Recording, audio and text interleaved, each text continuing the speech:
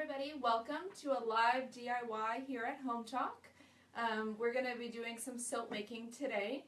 So if you wanted to do soap making, if you've thought about making soap, come on in, join us. I'll introduce myself. My name's Julie. I'm a blogger over at JulieMeasures, and I do crafts, DIY, recipes, all that kind of stuff.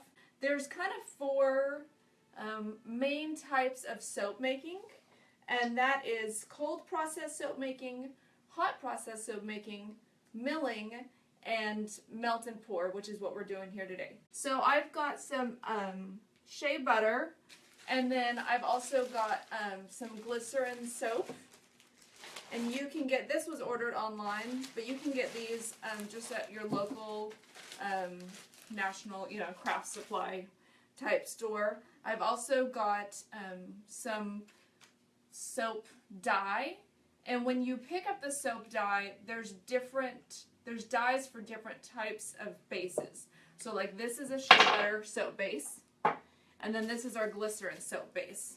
So the dye that I got is for the glycerin soap, because when we melt this in a minute, it'll be clear, and then we'll add our color to it, and that's going to color our soap. So today I grabbed some lavender essential oils, and that's what I'm going to be adding in to my soap. So there's kind of 5 main steps for our soap making. The first is for this particular kind of soap making. I said there's several different kinds. If you've never made soap before, I'm a novice soap maker. This is going to be kind of the easiest way to start. There's no chemicals. It's really hard to mess it up. It's easy. So the first thing you need to do is go out and buy your base. For our gemstone soaps that we're making today, you got to have the glycerin soap base. I also use the shea butter base because it gives it a more rocky look. But if you just want a gemstone, you can just get the glycerin soap base. So that's how we're starting. So step 1 is buy your base. The next step is to melt the base. So I've got a couple measuring bowls here. You can see they're kind of messy because I've prepped some soap in different stages ahead of time. We're going to start with our shea butter. We're going to do about a 2-to-1 ratio where I want more of the glycerin soap than I want of the shea butter. This is going to go in the microwave, and if you've ever done like melting chocolates, it's the same technique. Pop it in the microwave for 30 seconds, and then we'll stir it, and then it'll go back in for 30 more seconds. So I'm going to hand this off so that I can get microwave for 30 seconds, and we'll come over here to our glycerin soap base. So again, I said I wanted kind of a 2-to-1 ratio here where I've got more glycerin going in just because of the way we're going to layer this in a second. So more glycerin than I've got of the shea butter. My glycerin soap is kind of marked off in cubes.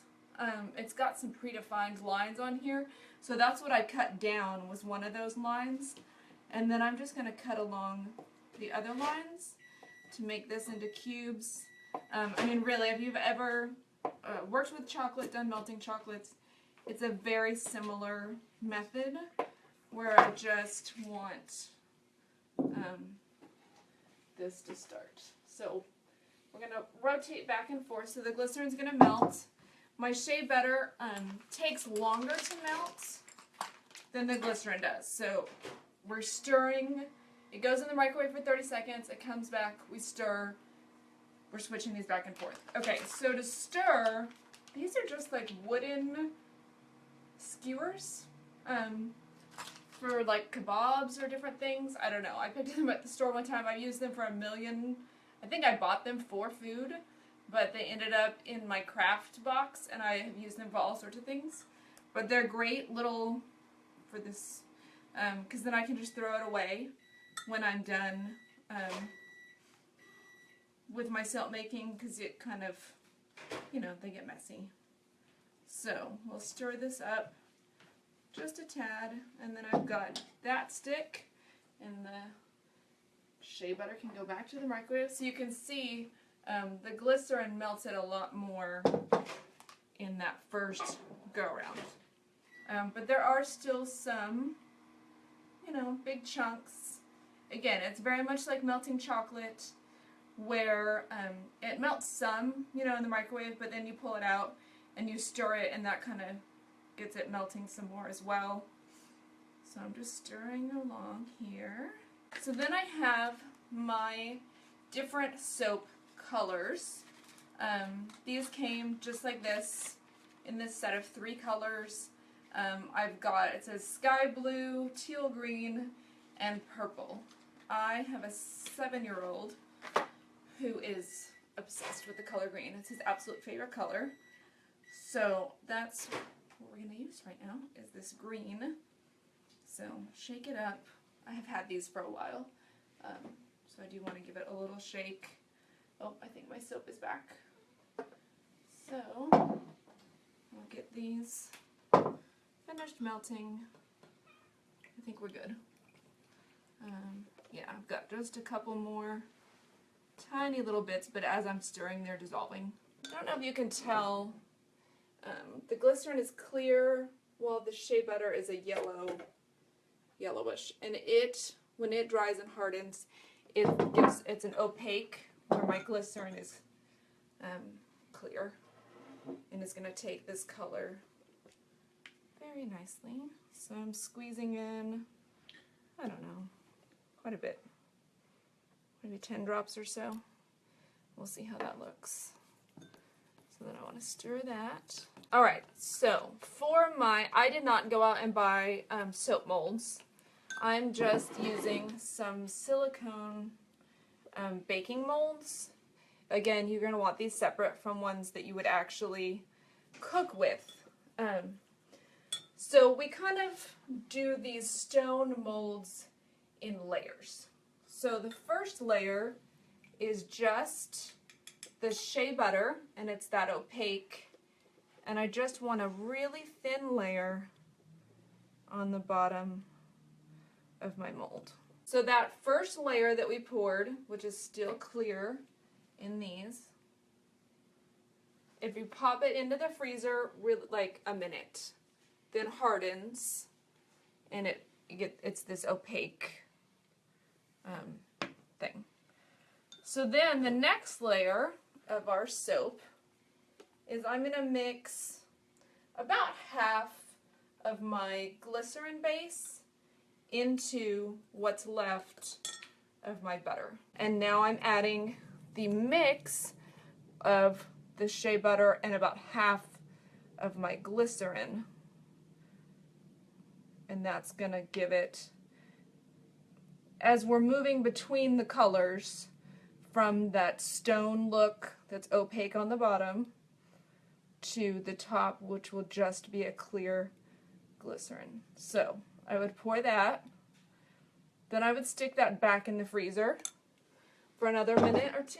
So after this second layer, then we get these. They're actually just baking molds, like cupcake molds.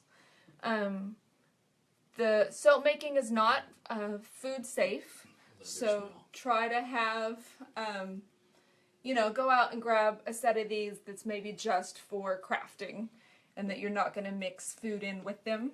So we have our steps. Shea butter mixed with glycerin, and then we're going to add just the glycerin base with our coloring in oils on the top. And add that. And between each layer, just pop it in the freezer. So you'd pour this, pop it in the freezer for like a minute, pour this, pop it in the freezer, it'll harden up like this. Then you can pour the final step, pop those in the freezer, and you get our finished soap. Ta-da! And there you can very clearly see our layers. Our shea butter layer, our mixed layer, and then our glycerin layer colored right on top. So let's pop these all out.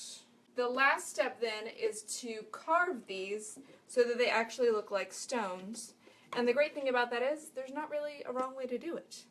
So I've just got a knife that I don't use for eating. We talked about soap making is not food safe, so you might want separate utensils and items that you're doing for this than you eat with.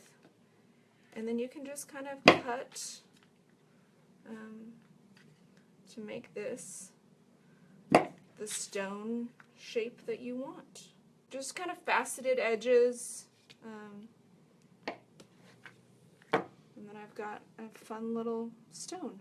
You can toss all your extra pieces into your bowl, and you could remelt those and pour them again.